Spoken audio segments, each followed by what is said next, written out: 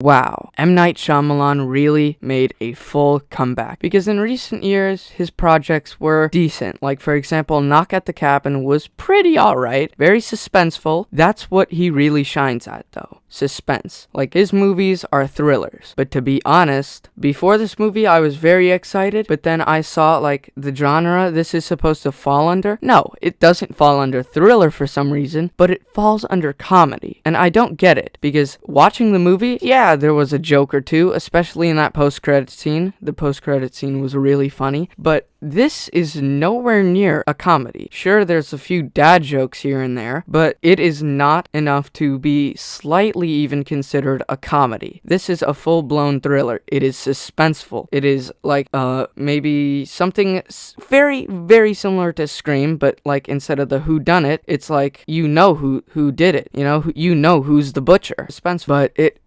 definitely does not fall under comedy whatsoever. But other than that, it is such a good movie. Like, I cannot stress it enough how fun I was watching it in the theater and smiling, because like it was so interesting to see the situation our character was in and how he would get out of it, because there's this entire concert is basically one big trap for the butcher. So him not knowing that are surrounding the area, and he has to continue to find a way to get out of there without getting caught, because eventually they're gonna circle in on him. So he finds clever little ways to distract the police, but ultimately it doesn't work until he holds the singer hostage and gets them out of there. But even when he comes home, it's still suspenseful, because you don't know what this singer is about to do. You don't know. Like, she could easily expose him, which she does. She takes her phone and causes our killer to rage and basically break down the door. Like, I'm surprised he did not kick down that door. Like, I would definitely do that. You take somebody's phone. Like, the wife in this movie was so funny, to be honest. Not in like a jokey way, like not in a comedic way, but just in the way like that she tries to stop the butcher from doing certain things. Like, for example, when the singer takes Butcher's phone, and he's slamming on the door, it's so funny. Like, calm down. Like, no, she took my phone. My phone is in there. Like, I don't even know that lady, and she took my phone. Why would I ever stop trying to break down the damn door? Like, calm down. Yeah, you calm down, Karen. You don't know what it's like to have your phone taken. Jesus, man. But back to the review, of course.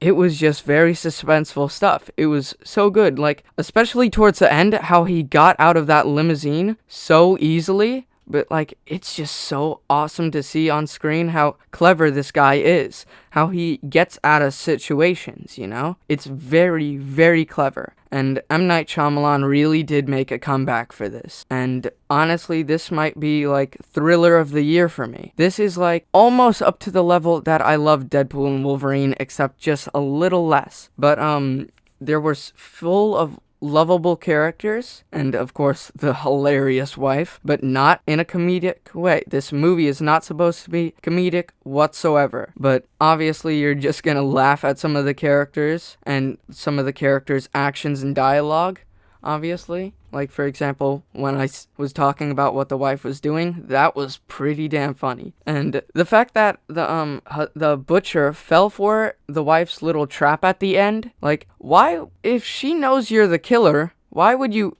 eat something? Like, you have a stash of, like, drugs that could knock you out, yet you let her prepare some food for you. You don't slightly think that she might slip the medicine in your food? Like, how stupid can you be? Like, if I was in his shoes, I'd be like, no, you could have that slice. You could have that slice, or at least check under the pie first. Like, seriously, man. But other than those little nitpicks, I guess, it was just such a fun time. Like, I could not stop smiling in the theater, I was having such a good time. And even after, like, I was thinking in my head, wow, M. Night Shyamalan really had a comeback with this movie. And he really did. If you see this movie, you'll definitely think so. Because I just cannot say it enough. He made a comeback. And also the ending of this movie was great. Because, like, he gets caught, but then he, like, at the end of the movie, he took this metal little wire from his daughter's bike, and he kept it in his sleeve. Very clever, by the way. And in the truck, he pulls it out and uncuffs his handcuffs. And you're just stuck with the suspense of, did he escape? Did he not escape, you know? But overall, this movie